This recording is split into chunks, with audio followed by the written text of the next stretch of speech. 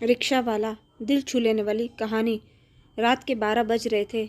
रघु रिक्शे की पिछली सीट पर लेटा अपने फटे पुराने चादर से पैरों को ढकने की नाकाम कोशिश कर रहा था, क्योंकि मच्छरों के झुंड नीचे से लगातार हमले किए जा रहे थे। दिन भर अमीर लोग खून चूसते हैं और रात को ये साले मच्छर। बड़बड़ाते हुए उसने पैर झटका। आह! अगले ही पल उसकी चीख निकल गई। उसका पैर साइकिल के हैंडल से टकराया था। तुझे तो कब से कह रहा हूँ कि एक मच्छरदानी ले ले। बगल के रिक्शे पर लेटा बीजू काफ़ी देर से उसके और मच्छरों के बीच हो रहे मुकाबले का मजा ले रहा था। हाँ, तो तू अपने रिक्शे में मच्छरदानी क्यों नहीं लगा लेता? रघु उसके बेतुके सलाह पर चिढ़ गया। अरे मेरे बदन में खून ही कहाँ है जो ये कमबख्त चूसेंगे? 60 वर्षीय बिजू करवट लेते हुए बोला। उफ! उसे बातों में उलझा देखकर मच्छर ने सूझ चुभो दिया। तू तो सराय में सोने जाता था, वहाँ क्यों नहीं गया? बिरजू ने पुनः सवाल किया। क्या करे चाचा, वह सराय भी चोर उचकों का अड्डा बन गया है। कल रात ही किसी ने मेरे पॉकेट से 500 रुपये निकाल लिए। 2 दिन की कमाई थी। सोचा था कि 1000 पूरा करके घर भेज दूंगा, मगर मारे दुख के रघु बात पूरी न कर सका। तू सामने स्टेशन पर क्यों नहीं चला जाता? वहाँ वेटिंग रूम में पंखा लगा हुआ, नींद अच्छी आएगी। रघु को दुखी देखकर बिजू अपना दुख भूल गया, लेकिन किसी ने टिकट मांगा तो रघु को बात पसंद आई, किंतु वो डर रहा था। अरे इतनी रात को कौन पूछता है? कोई पूछे तो बता देना कि सुबह ट्रेन पकड़नी है। रघु को यह बात पसंद आई, लेकिन रात में मेरा रिक्शा कोई ले गया तो? रघु ने शंका जाहिर की। अरे जा, कार और बाइक के जमाने में तेरा रिक्शा कौन चुराएगा? वैसे अगर तुझे डर है तो ला, मैं अपने रिक्शे की जंजीर से तेरा रिक्शा भी जोड़ देता हूँ, बीजू ने आश्वस्त किया। रेलवे स्टेशन बिल्कुल सामने ही चंद कदमों की दूरी पर था। मेमबत जंक्शन काफ़ी व्यस्त रेलवे स्टेशन है। रात को 12 बजे भी यात्रियों की अच्छी खासी भीड़ दिखाई दे रही थी। वह प्लेटफॉर्म में सबसे आखिरी छोर पर एक पंखे के नीचे शॉल ओढ़कर लेट गया, लेकिन काफ़ी कोशिश करने के बावजूद भी उसे नींद नहीं आ रही थी। पता नहीं मेरा राहुल कैसा होगा, किस हाल में होगा। उसे बात किए भी 1 हफ्ते हो गए थे। पिछली बार बता रहा था कि कई दिनों से तबीयत खराब है। मोबाइल में बैलेंस भी नहीं है कि उसका हाल चाल पूछ लूं। सोचते सोचते वह कब नींद के आगोश में समा गया, पता ही नहीं चला। ओए उठ!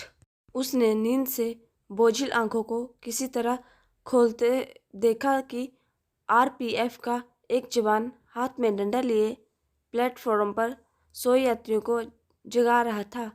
उसने मोबाइल निकालकर टाइम देखा तो 1 बज रहे थे। यार, अभी अभी तो नींद लगी थी, वह उबासी लेते हुए बड़बड़ाया। अभी वह दोबारा सोने की सोच ही रहा था कि वही पुलिस वाला उसकी तरफ आता दिखाई दिया, जो डंडे से बाहर जाने का इशारा कर रहा था।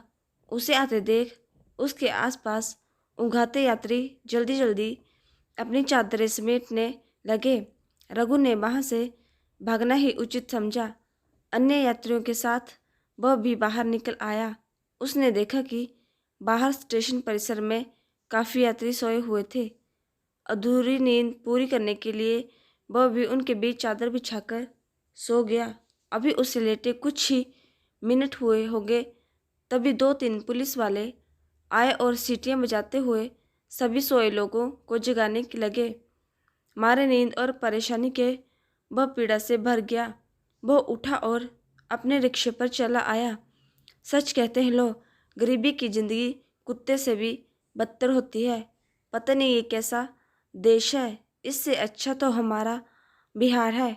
वहाँ तो अनेकों बेसहारा का ठिकाना रेलवे स्टेशन ही होता है। उसका मन अपने जन्मभूमि के प्रति सम्मान से भर गया, लेकिन अगले ही पल उसकी आंखों के सामने बाढ़ से बर्बाद हुए फसलों का भयानक दृश्य गुजर गया। इस साल तो लगता धान की रुपाई भी ना हुई। बाबूजी कल ही धान का बीज लेकर आए थे और आज सुबह उठकर पिछवाड़े गए तो देखा कि खेतों में बेबाड़ का पानी घुस आया था। हर साल की इस साल बाढ़ ना आई का रघु व्यंग्यात्मक लहजे में बोला। बाबूजी चुप रह गए। वह कहते भी क्या, हर साल में इसी उम्मीद में खेती करते कि इस बार बाढ़ नहीं आएगा, लेकिन हर साल बाढ़ आकर उनकी उम्मीदों पर पानी फेर देता। रघु बिहार के पश्चिमी चंपारण जिले के एक छोटे से गांव का रहने वाला था। छोटा सा वह गांव 3 भागों में बटा हुआ था, जिसके एक भाग में मुस्लिम, दूसरे भाग में वैश्य और तीसरे भाग में दलित और हरिजन इत्यादि रहते थे। मुस्लिम परिवारों के पास खेती लायक पर्याप्त जमीन थी। उनमें कुछ नौकरी पेशा लोग भी थे। कल मिलकर वे थोड़े संपन्न थे। हिंदू परिवार में कुछ के पास थोड़ी बहुत जमीन थी तो कुछ के पास बिल्कुल नहीं थी। यूं कहा जाए क्या कि लगभग सभी गरीब ही थे, जिनमें ऐसे अधिकांश लोग दिल्ली, केरल, पंजाब इत्यादि संपन्न राज्यों में जाकर मजदूरी करते थे, तो कुछ गांव के ही अन्य लोगों के खेतों में काम करके अपनी आजीविका चलाते थे। उत्तर भारत गंडक नदी के तटवर्ती इलाके की ज़मीन काफ़ी उपजाऊ थी, जिसमें लोग धान, गेहूँ, गन्ना और दलहन इत्यादि की खेती करते थे। परंतु वह क्षतपर बिहार के बाढ़ प्रभावित इलाके में आता था, जहाँ हर साल बाढ़ से भारी तबाही होती थी। इस साल तो हद ही हो गई। लोगों को धान के बीज गिराने का भी मौका। रघु के परिवार में माँ बाप, छोटा भाई, पत्नी और 3 बच्चों के साथ कुल 8 सदस्य थे। गरीबी की वजह से रघु ज़्यादा पढ़ लिख नहीं पाया था, अतः परिवार के अन्य लोगों की तरह वह भी प्रदेश में जाकर मजदूरी करता। लेकिन उसका सपना था कि उसका छोटा भाई पढ़ लिख कर बड़ा आदमी बने। इसके लिए रात दिन वह कड़ी मेहनत करता। कुल मिलाकर जैसे तैसे परिवार का गुजारा चल रहा था। तभी कोरोना महामारी सबके लिए इम्तिहान बनकर आ गया। लॉकडाउन लगने से सभी काम धंधे प्रभावित हुए। सबसे ज़्यादा मार तो गरीबों पर पड़ी। उनको तो खाने के लाले पड़ गए। रोजी रोटी चलाने के लिए तक कर्ज लेना पड़ा, जिसके कारण साहूकार का कर्ज भी बढ़ गया। अब उनकी चिंता दोगुनी हो गई। अब परिवार का खर्च चलाएं कि साहूकार का कर्ज चुकाएं। परसों हम बाहर चल गए। रघु हाथ मुंह धोकर पलंग पर बैठते बोला, कहाँ चल जाइब? पत्नी ने जानना चाहा। केरल टिकट बन गईल बा, अभी तो बनवा के आई तानी। कब जा रे? कहाँ जाऊ? देखत जाई, जवन काम मिली ऊ कईल जाई, लेकिन अपना परिवार के गरीबी में ना मरे दम। लेकिन इतना दूर? अरे अपना गांव के बहुत लोग जा रहे हैं। ला सुन ले बानी, उहा दिहाड़ी भी ज़्यादा बा, लेकिन अब रहे यादा सवाल जन कर, खाना लाओ। उषा मन मौज कर वहाँ से उठ गई। भैया अब की बार मैं भी चलूँगा आपके साथ। राहुल इंटरमीडियम कर चुका था, परंतु अभी लॉकडाउन की वजह से स्कूल कॉलेज बंद होने के कारण कई महीनों से घर पर बेकार बैठा था। तू क्या करेगा वहाँ जाकर? मैं तो कोई भी काम कर लूँगा। नहीं तू घर पर ही रह, यहाँ भी एक आदमी का रहना ज़रूरी है। भैया मैं जानता हूँ कि घर की कंडीशन खराब है, आप अकेले क्या क्या करेंगे। मैं चलूँगा तो आपकी भी कुछ मदद हो जाएगी। आखिर यहाँ तो बेकार ही बैठा। रघु आगे कुछ नहीं बोल पाया, क्योंकि वह जानता था कि राहुल सच कह रहा था। तय समय पर उन्होंने ट्रेन पकड़ी और 48 घंटे के लंबे सफ़र के बाद कोयम्बद उतर गए। रघु का एक रिश्तेदार कोच्चि में राइस मिल में काम करता था। उसने राहुल को अपने पास बुला लिया और अपने साथ हेल्पर में लगा लिया। इधर रघु काम की तलाश में कई दिनों तक भूखा प्यासा इधर उधर भटकता रहा, लेकिन इस अनजान शहर में कोई मुनासिब का नहीं मिल पाया। इसका मुख्य कारण तमिल भाषा का नाबोल और समझ पाना था। उत्तर भारतीय लोगों को दक्षिण भारत में यही समस्या होती है। तभी एक दिन उसकी बेजू से मुलाकात हुई। वह भी बिहार का ही रहने वाला था। उसने ही उसे अपने रिस्क पर रिक्शा लाया था। उसे यहाँ रिक्शा चलाते हुए 3 महीने हो गए थे, लेकिन रहने का कोई निश्चित ठिकाना नहीं खोज पाया था। एक दिन रिक्शा चलाकर जो दिन भर में बड़ी मुश्किल से 300-400 कमाता हो, उसके लिए 2000 के किराए के रूम में मुमकिन नहीं था। ऊपर से खाने पीने का खर्च भी था। अंततः वह एक दिन भर रिक्शा चलाता और रात को एक निजी ट्रक द्वारा नियमित सराय में जाकर सो जाता। परंतु आगे का किस्सा तो आप जानते ही हैं। अरे कब तक सोएगा? बेजू ने झकझोर कर जगाया तो वह नींद की दुनिया से बाहर आ गया। सोचते सोचते वह पता ही नहीं कब सो गया था। वह आंखें मलता हुआ उठा तो सुबह के 8 बज रहे थे। मच्छरों के काटने से समूचे शरीर में खुजली हो रही थी। सोच भी लग गई आई थी। उसने चादर को लपेट कर रखा और बोतल में पानी भरकर जंगल की ओर चला गया। वापस आकर हाथ मुंह धोकर हमेशा की तरह चाय बिस्कुट खाया और रिक्शा लेकर तैयार हो गया। रिक्शे पर बैठकर बस सवारी का इंतज़ार कर रहा था। तभी उसका मोबाइल बजने लगा। हेलो, घर का नंबर देखते ही उसने जल्दी से फ़ोन कॉल उठाया। और फ़ोन काहे ना लागत रहे, के दिन से लगावत बानी। फ़ोन उठते ही पत्नी ने शिकायत की, बैलेंस ख़त्म हो गया। अभी ता रिचार्ज करी नी, माई कहाँ बिया, ठीक बिया ना? फिर उसने बारी बारी से माँ और सभी बच्चों से बात की। याद वाकी ना, कले किश्ती भरे की बा। काफ़ी देर तक पत्नी, बच्चों और माँ से हाल चाल। उसने फ़ोन रखना चाहा, तभी उषा ने याद दिलाया, अरे हाँ, अच्छा आज शाम के हम 1000 डाल देम। 1000 ना, कम से कम 1500 डाल देम। काहे कि चावल आटा तेल सब खत्म हो गई। वाह ठीक बा, कोशिश करो तानी कहते हुए उसने कॉल कट कर दिया। शाम तक 1500 का व्यवस्था कैसे होगा?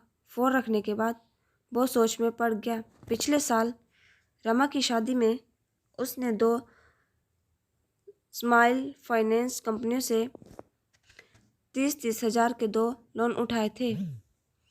वे उसके जी का जंजाल बन चुके थे। हर महीने 7-8 हज़ार रुपये उसी में चले जाते थे। Coming ma'am. काफ़ी देर इंतज़ार करने के बाद उसे 2 महिलाएं अपनी तरफ आती दिखी तो वह झट में सीट से नीचे उतरा और रटा रटाया डायलॉग मार दिया। तमिल उसे आती थी, इसलिए उसने अंग्रेजी के कुछ लाइन्स याद कर लिए थे। वे दोनों महिलाएं रिक्शे पर बैठने जा रही थी कि एक ऑटो आकर रुकी। ऑटो वाले ने पता नहीं क्या कहा कि दोनों महिलाएं ऑटो में बैठकर चली गई। वह बेचारा देखता ही रह गया। इस तेज़ रफ्तार वाली दुनिया में रिक्शे और टांगे को कौन पूछता है भला? वह निराश होकर रिक्शे की पिछली सीट पर बैठ गया और मोबाइल में छेड़छाड़ करने लगा। उसे किसी चीज़ के चिल्लाने की आवाज़ सुनाई पड़ी। गांधीपुरम चलोगे? शायद वह भी कोई उत्तर भारतीय था। कितना लोगे? उस अधेड़ व्यक्ति ने पूछा। आइए ना, जो सही लगे दे दीजिएगा। जब भी उसे कोई हिंदी भाषी मिलता वह एकदम दरियादिली हो उठता। रिक्शा चलाने की आदत ना होने के कारण उसके कुल्लों पर फोरे पड़ गए थे, जिसके कारण उसे तीव्र जलन महसूस हो रही थी। ऊपर से वो तेज़ धूप में वो पसीने से तरबतर किसी प्रकार दर्द को बर्दाश्त करके पैडल मारता जा रहा था। कितने हुए? करीब आधे घंटे के सफ़र के बाद में गांधीपुरम पहुंच गए। वैसे तो यहाँ का 60 रुपये बनता है, आप 50 ही दे दीजिए, वह विनम्रता से बोला। उस अधेड़ ने जेब से 20 का नोट निकाला और उसके हाथों में थमा कर जाने लगा। ये क्या अंकल जी, बहुत घाटा लग गया। क्या घाटा लगेगा, तेरा क्या पेट्रोल जल गया है? लेकिन अंकल जी, अरे ठीक है, रख ले, वह बेरुखी से कहता हुआ आगे बढ़ गया। रघु का जी चाहा कि वह उस खूसट का मुंह तोड़ दे, लेकिन कुछ सोचकर वह खून का घूंट पीकर रह गया।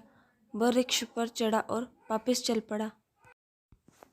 आज का दिन उसकी कमाई के लिहाज से अच्छा गुजर रहा था। दिन भर में करीब 650 की कमाई हुई थी और पहले का 500, लेकिन अभी 400 रुपये कम थे। उसमें से तो 200 रुपये रिक्शे का किराया भी देना था। चलो उसे कल ही 2 दिन का इकट्ठा दे दूंगा। पहले बेजू अंकल से उधार लेकर भेज देता हूँ, सोचते हुए वह उठ खड़ा हुआ। बेजू का कोई रिश्तेदार नहीं था, वह बेटी थी जो 10 साल पहले ही किसी लफंगे के साथ भाग गई थी। उसे गांव गए कई साल हो चुके थे।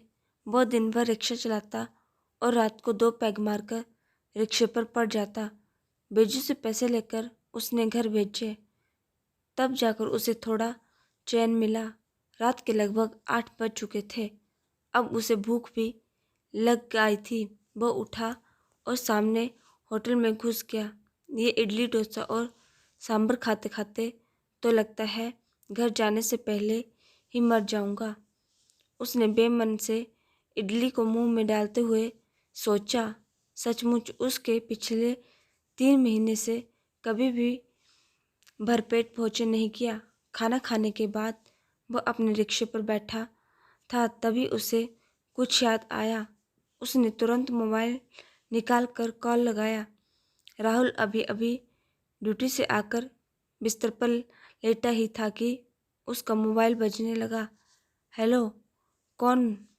वो मोबाइल की स्क्रीन टूटी होने के कारण नंबर नहीं पहचान पाया। हेलो राहुल, कैसा है ये तू? प्रणाम भैया, मैं ठीक हूँ, आप कैसे हैं? राहुल का बुझा हुआ चेहरा खिल उठा। अरे फ़ोन नहीं करता है रे तू? रघु ने उसे डांटते हुए बोला। मेरे मोबाइल का स्क्रीन टूट गया है, इसमें कुछ नहीं दिखता, बस कॉल सुन सकता हूँ। अरे कैसे टूट गया? वो काम करते वक्त हाथ से छूट गया, राहुल ने बताया। अच्छा ठीक है, बनवा लेना। अब ये बता कि काम कैसा है? रघु ने जानना चाहा। कैसा है? ठीक ही है, लेकिन ड्यूटी 12 घंटे की है और महीना है केवल 9,000। उसमें से भी ठेकेदार का कमीशन कट जाता है, राहुल मायूसी से बोला। दरअसल उसका वहाँ बिल्कुल मन नहीं लग रहा था। ऐसा लगता जैसे किसी जेल में कैद हो। अच्छा कोई बात नहीं, दिवाली तक किसी तरह काम कर ले, उसके बाद फिर मत आना, रघु ने सांत्वना दी। लेकिन ठेकेदार कहता है कि दिवाली में कोई घर नहीं जाएगा, जो जाएगा उसे पैसा नहीं मिलेगा। क्यों, उसके बाप का राज है क्या? हाँ समझिए, उसका ही राज चलता है, कोई उसके खिलाफ कुछ नहीं बोल पाता। जरा बात करा तो उससे, छोड़िए ना, वो आपसे बात नहीं करेगा। मैं कोई ना कोई उपाय कर लगा लूँगा, आप चिंता मत कीजिए। आप बताइए, आपका काम कैसा है? मुझे भी एक फैक्ट्री में अच्छा काम मिल गया, मेहनत भी ज़्यादा नहीं है और 10-12 हज़ार रुपये आराम से बच जाते हैं। चलिए बहुत अच्छा है, राहुल खुश होते हुए बोला। ठीक है, तुम ठेकेदार को बता देना कि दिवाली में जाना है, मैं तुम्हारे लिए भी टिकट बुक कर लूँगा। और हाँ, कोई दिक्कत हो तो मुझे किसी के मोबाइल से फ़ोन कर देना, मैं चला आऊँगा। ठीक है, फ़ोन रखता हूँ। अच्छा ठीक है। फ़ोन एक तरफ रख कर राहुल बिस्तर पर लेट गया। भाई से बात करके आज उसे बहुत सुकून मिला था, वरना फैक्ट्री के शोर शराबे से तो वह पागल हो उठता था। कल ठेकेदार को साफ साफ बता दूंगा कि मुझे दिवाली में जाना है। सोचते हुए वह गांव की दिवाली और छठ की पुरानी यादों में खो गया। कितना अच्छा है हमारे गांव का जीवन। बस केवल बाढ़ न आए तो हमें प्रदेश आने की क्या ज़रूरत। भाभी के हाथ की पूड़ी कचौड़ी और माँ के हाथ के स्वादिष्ट ठेकुओं की कल्पना करने वो रोमांचित हो उठा। अब की बार वह मुन्ना और रेशम के लिए ढेर सारे पटाखे खरीदना। उसे अपने भतीजे और भतीजे का ख्याल आया। गांव की सुनहरी करते करते वो जल्दी ही नींद की गहराइयों में खो गया। ठेकेदार साहब, मुझे दिवाली में घर जाना है। ठीक है, अभी तो दिवाली को 1 हफ्ते है, मैं बात करूँगा, तुम शांत हो जाओ। अजय इस फैक्ट्री में बहुत पुराना आदमी था। दिवाली के ठीक 4 दिन पहले उसका टिकट था। अजय ने पता नहीं कैसे बात करके ठेकेदार को मना लिए था, परंतु ठेकेदार ने उसके हिसाब में से 3,000 रुपये काट लिए थे। राहुल को बड़ी मुश्किल से इस जेल से आज़ाद होने का अवसर मिला था, इसलिए उसने भी एतराज़ नहीं जताया। रघु ने उसे फ़ोन करके बता दिया था कि एर्नाकुलम से ट्रेन या बस पकड़कर सीधे कोयम्बतूर चले आना। वहाँ से दोनों भाई साथ चलेंगे।